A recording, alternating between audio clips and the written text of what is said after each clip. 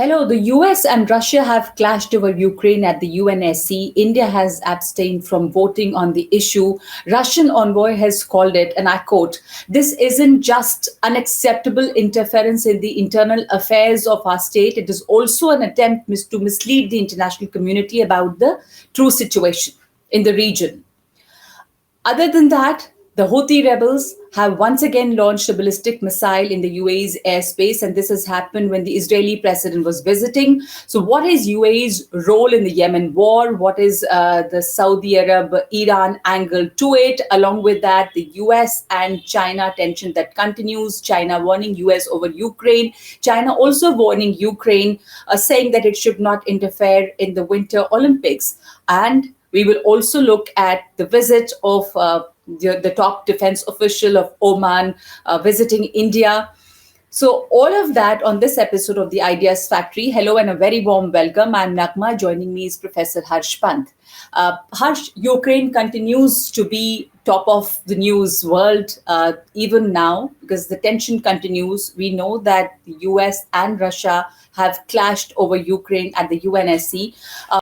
Russia has accused Biden administration of whipping up hysteria and actually misleading the international community about the actual situation in the region. But the Biden administration is warning Russia that if it walks away from diplomacy, then it will have to face serious consequences, obviously hinting at very serious sanctions. During this time, in a situation like this, when there was a vote on the Ukraine issue, India has abstained from voting, and it did not side with with Russia. It did not actually side with the US too. So obviously, India is trying to balance between Moscow and Washington. Russia has hailed India. How do you see this play of balancing ties between Moscow and Washington?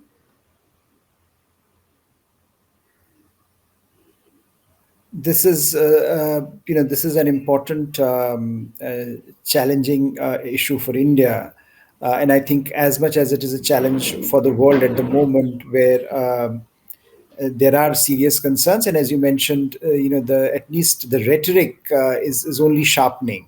We also know that UK's Prime Minister has visited Ukraine. We have seen strong comments from the Ukrainian government. And we have also seen strong comments from the Russian government. Of course, Mr. Putin himself has made some very strong remarks against the US and NATO and the West. And I think situation by and large, it's seemingly where it was, say, a few weeks back. But what is interesting, I think, is that still you see that space for negotiations which remains open, where the two sides are still trying to see what kind of an economic or what kind of an order can be created, security order can be potentially created in Europe, because I think this is much beyond, this is an issue that looks much beyond Ukraine. It is about the security architecture in Europe and in Russia, which feels emboldened in some ways to make certain demands. Which is interesting that the demands that Russia has made, I think many in Russia would agree that they are almost impossible for the US and the West to accept. But also, I think the fact that those demands are being made, they have been received, there has been a response. It tells you that diplomatic back and forth between Russia and the US continues, between Russia and Europe continues. And I think that space is what perhaps gives you hope that eventually something may come off it, some kind of a diplomatic modus vivendi can be found, and the two sides can somehow reach an arrangement which can seemingly look like a win-win situation, even though it will certainly be a loss for one side or the other in geopolitical sense. But as far as India is concerned, India, it is a tricky situation for India, and I think it can get trickier if there is an assault, frontal aggression against Ukraine, because that would bring into question a number of key principles that India upholds very, very in its foreign policy outlook. Territorial integrity, sovereignty, those sorts of issues, which have been central to India's narrative on the global stage. But below that threshold, I think there is space for India, as I think India's statement in the UNSC underscored that India essentially would like to balance it out between the two sides. And what I think is interesting that even during the Crimea crisis of 2014, India had basically maintained a kind of a silence on this issue, had not taken any sides, and that was hailed by Russia, which is basically that looked like an endorsement of Russia. And therefore, it's not surprising that Russia has hailed the Indian stand at the UNSC as well. But I think uh, at the moment this serves India's purpose. But if the crisis escalates, the challenges might just increase for India, primarily because for India, in its relationship with Russia, as well as its relationship with the West, is very, very critical for different reasons. But it remains critical for India's standing in the world, for pursuing India's vital national interests, and also for seeking a certain kind of a global order where there is a certain sense of equilibrium. Also, how would it actually affect India's relationship with the US, especially at a time when the Biden administration is still considering, the whole India buying S-400 from Russia and the CAATSA regulations? Do you think it's India's decision at this moment, and if this tension further escalates and there is no way coming out of the diplomatic talks that are taking place, then that could be a tricky situation for India? Indeed, and I think it will be if there is an assault, if there is an if there is a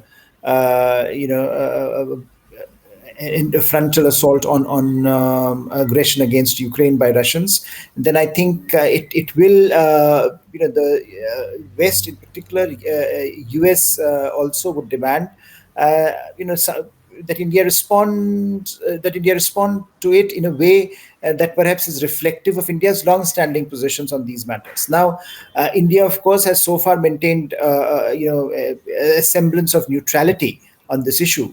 But as this crisis escalates, it will become more and more difficult. And there, I think the whole atmosphere in the US might become very difficult to navigate, because then, as you're mentioning, the issue of CAATSA will come. India's historical tie with Russia would be on the table. The US Congress would become very agitated about India's role if India does not really stand up with the West, and I think that is something that can be that can get trickier with the situation escalating. So I think these are going to be choppy waters for the moment. And this crisis is not going anywhere. We don't know how this will pan out. We also don't know whether Russians want to invade. They have already achieved, without invading Ukraine, a lot in this with this. By and large, India's response at the UN Security Council had, as India underscored, is that, look, we want all sides to come to a diplomatic resolution to this problem, and we don't we do want genuine. I think the point that India made, which I think will be viewed very, very carefully, is this idea of that countries who having genuine security concerns, they should be genuine security interests should be looked at very carefully, because there is an element there, but there is a wider issue, Naghma, also, which is that in an ideal world, India would like US, the West, and Russia to manage a semblance of relationship with each other. But if this crisis escalates and if the fault lines become even sharper than they are, which they will, the whole Indo-Pacific strategy of the West comes into question, because then the focus will be squarely on what is happening in the European theater, and that would leave the Indo-Pacific theater open for a power like China to do what it wants. And there, given India's position that it would like more and more like-minded countries to be involved in the Indo-Pacific, that comes under strain. And I think that is the real issue, the strategic issue that India faces as this crisis escalates in the European theater. Uh, Absolutely, Harsh. Like you pointed out, the Indo-Pacific can be a matter of concern if the focus shifts to the European theater. And when you pointed out China's role here in the Indo-Pacific, also let's look at China's role here in this crisis right now. India has, of course, said that legitimate security interests of all countries have to be looked at. Now, the Chinese foreign minister has also said that Russia's reasonable security concerns should be taken seriously and resolved. In fact, it has warned the US as far as Ukraine is concerned, and it has said that expansion of NATO alliance in Europe, as far as the expansion of NATO alliance in Europe is concerned, regional security cannot be guaranteed by strengthening or over expanding military blocs. It's also warning the US over Ukraine. How important is China played here at the UNSC? Of course, it has voted against the motion, uh, but China's role here. How do we look at that? I think very important role for China, because China is one of the will be one of the biggest beneficiaries of this, whichever way it pans out. If you have the fault lines sharpening, a conflict emerging, and Russia and the West increasingly at loggerheads, this benefits China in significant ways, because it further strengthens Russia's relationship with China. It further strengthens in this axis, which is one of the most important axes today in the world. Two major powers, two major continental powers like China and Russia working together is a nightmarish situation, and therefore India had always maintained that it is in the interest of the West to wean Russia off from China, and we have not been, and the West has not been very successful in doing that at all. And now, in fact, if this crisis escalates, we are going to see further, strengthening of this relationship. And I think the larger point, which can be increasingly difficult for India to handle, because if spheres of influence, this idea of spheres of influence comes back into the geopolitical mapping of the world, which it seems, with what Russia is trying to do, then I think there are serious consequences in the Indo-Pacific, because the way China has defined its sphere of influence is something that is a big worry for India and for other countries in the region. So I think there is also the possibility of learning from this crisis, that actors will learn from this crisis. Major stakeholders will learn, and what that would mean for a country like China that is already in an expansionist mode, that is already talking of violating territorial sovereignties of other nations, including India. So I think this is a very delicate matter in more ways than one, and China's role here is going to be critical, whichever way this crisis pans out. There are a couple of questions on this topic about Ukraine, about Russia, and the question that comes to everyone's mind is what does Ukraine want? What do the people of Ukraine really want? Do they want to go with? Because Ukraine is divided too. Sushma Devi, one of our viewers, has sent in a question, she's asking: does Russia want to revive USSR first of all, and what is the reason behind the US humanitarian crisis? And what do the people of Ukraine want? Other than that, Kuhu Agrawal is also asking a similar question: that what is the stand of Ukraine and its people on what's going on in the country? We hear of what Russia is saying, we hear of what US is saying, and the West is saying. Of course, Russia is saying that United States is just whipping up frenzy and hysteria, and this is not the reality. So, what is Ukraine's stand here? Well, in some ways, this is what the problem is in this, in this entire crisis, that everyone is talking about this crisis without actually talking about Ukraine.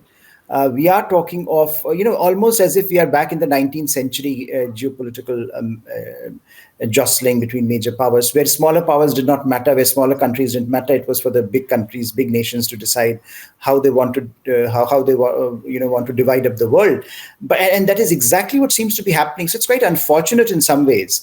Now, for Russia, of course, I don't think it's in their they have the wherewithal to revive USSR or imagine their role. But I think the way they imagine their global role is similar, especially Mr. Putin's ambition to see some of the damage that has been done to Russian interests in the post-Cold War era, to undo some of that damage. And I think he's on record to say, well, the fall of the USSR, one of the biggest geopolitical catastrophes of our times. So he does view it with a certain degree of sentimentality. He does look at the post-Soviet landscape, post-Soviet nations that emerged out of the ruins of Soviet Union, as falling within Russian sphere of influence. He does want to retain Russian hold there. There is no doubt about it. And I think a lot of this crisis is about Ukraine. It is about Russian periphery. It is about sending a message to other countries in the region that please, that don't mess with NATO or don't mess with Russia, whichever way you want to put it, because that will have costs. So I think he does want to, revive a sense of a certain kind of a sphere of influence that Russia possesses, and he feels that perhaps the West is at its weakest at the moment, internally distracted, internally divided, and he wants, to take advantage of that situation. But I think the question as to what the Ukrainians want is a critical one, because we know that there are a lot of divisions within Ukraine, but it is clear that there is a government in Ukraine. It is a democratically elected government in Ukraine, and they have made their position very clear where they stand. So I don't think there is any doubt as to what the majority of Ukrainians want. I don't think they want to go back to their mother country, the Soviet Union, and join them. In fact, there are new other countries like Belarus, for example, or Baltic states. They have raised apprehensions about this being repeated there. So I think there is the tension there between this aspiration of smaller countries to decide their own fate versus the demands that are made because of the geopolitical interests of major powers. And this is something that I think much of the world assumed had ended with the end of the Cold War. We are now realizing that was premature thinking.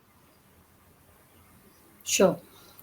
Now, Harsh, there's another thing that I wanted your analysis on, and that's Yemen. So that's something that we haven't really discussed, and the crisis there, the war situation is going on. So let's understand what is the situation like in Yemen? Why is this happening now? Of course, the war has been going on for a couple of years, but what is UAE's role in Yemen? Because the Houthi rebels have once again launched a ballistic missile in the UAE's airspace, and this has happened when the Israeli president was visiting. So the question is, why now? What is the Saudi Arab and the Iran angle here? Because the Houthi rebels are probably backed by Iran and the Saudi coalition along with UAE and the other countries. So there is a clash between the two. And while this is going on, the country faces a very, very big humanitarian crisis for a long time, where thousands of children have been killed, because thousands of children have been dragged into the war as child soldiers too. The bombing has continued in Yemen, but the new angle here of UAE being targeted. Yeah, I think the war, of course, has been going on since 2014, and where you had the rebels trying to topple government, at that point in time, very unpopular government, and then you had the coming into play of regional power politics, where the Saudis, along with the UAE, entered the fray, and Houthi rebels started, getting strong support from Iran, and that fault line has, is now pretty much established in Yemen, and as you were pointing out, the crisis is escalating. There is a humanitarian crisis there, serious crisis, but no one is talking about it because there is a military angle to it, which right now is manifesting itself in the targeting of UAE, and in an interesting way, it was the Indians also who were casualties of the strike that happened in the industrial area last month and the airport. So we have seen Indians also becoming a casualty of this conflict in a certain way.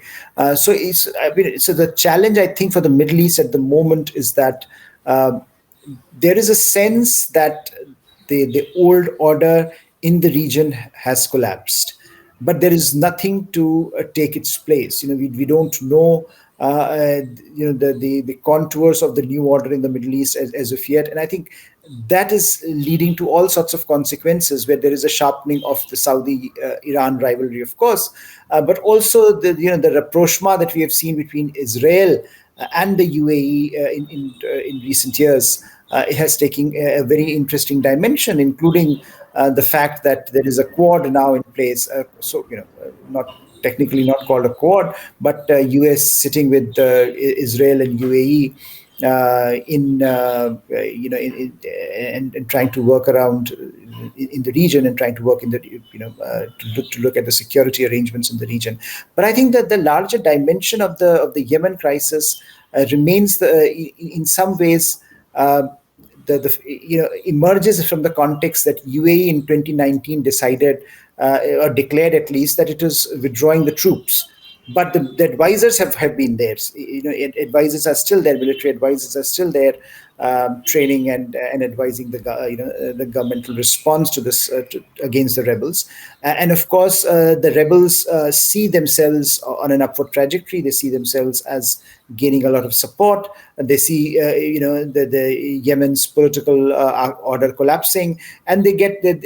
I think that the big question here is, to what extent, and UAE, of course, has blamed Iranians for the attacks, and have argued that rebels on their own cannot target UAE assets and interests. It's the Iranians that are behind this. So I think what this crisis can also lead to potentially is a wider sort of fault line developing, and in the absence of any reconciliation, which you would recall was something that was expected with the onset of Biden administration, but that has not happened.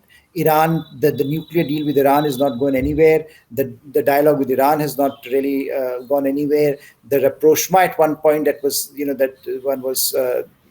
Regional experts were talking about between the Saudis and the Iranians, has actually not gone anywhere.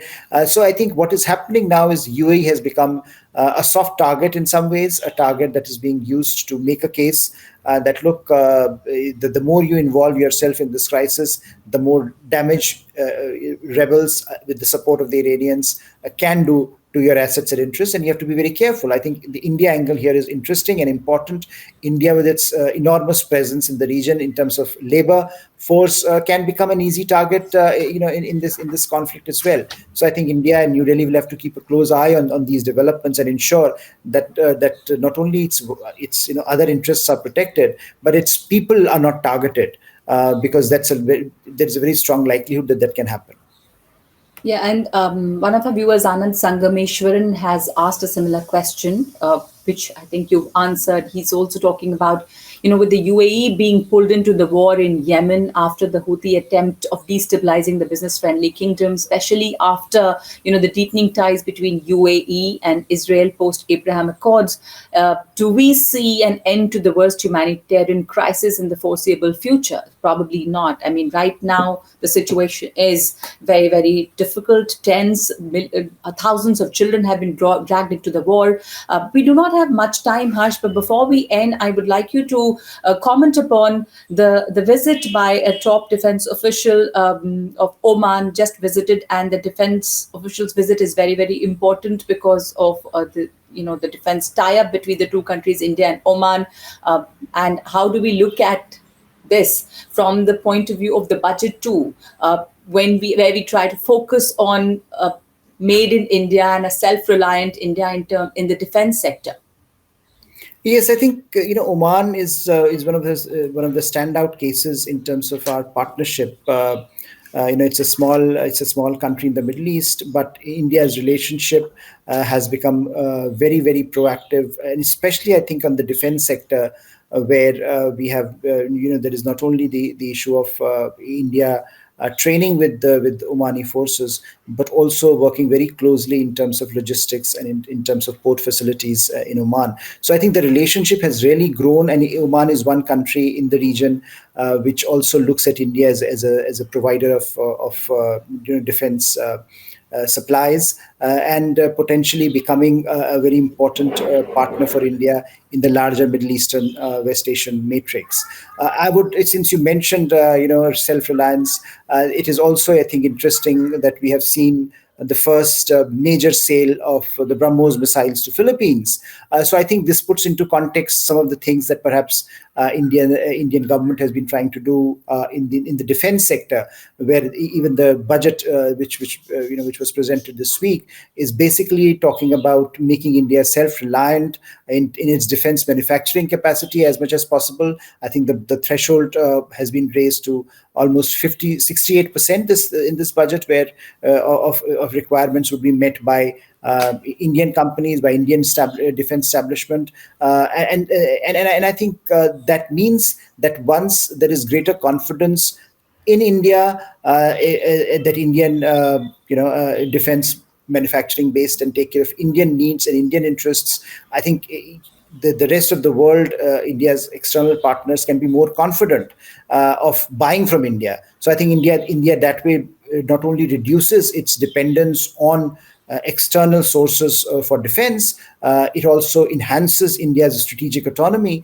but it also makes it possible for India to export. So India becomes an exporter of defense supplies, which is something that I think we have been talking about for a very long time, but India has not been able to accomplish. So I think a lot of these elements fit into that, whether it is India's relationship with Oman or Philippines, whether it is India's focus on building defense manufacturing base at home, whether it is India's attempt to export some of its key defense manufacturing capabilities.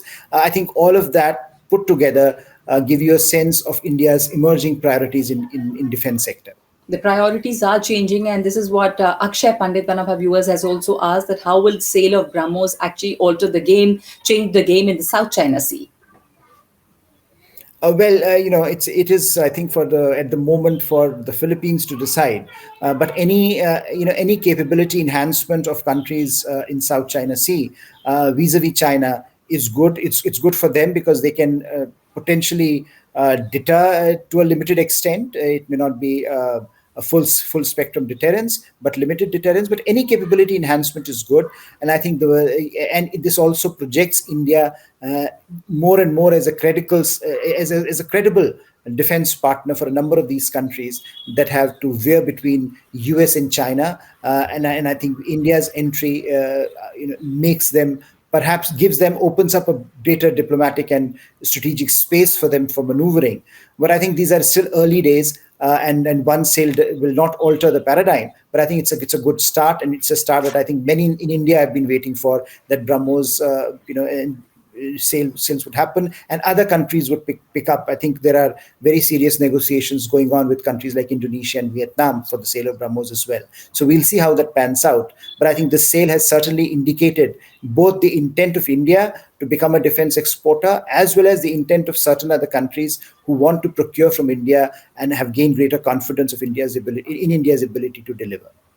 Right. So that's a good start. There's a long way to go. It's a good start. It also shows the change in our priorities. Thank you so much for that analysis, Harsh. That's it from us on this episode of the Ideas Factory. You can send in your questions, and we'll try to answer some of your questions on the next episode. Thank you for watching.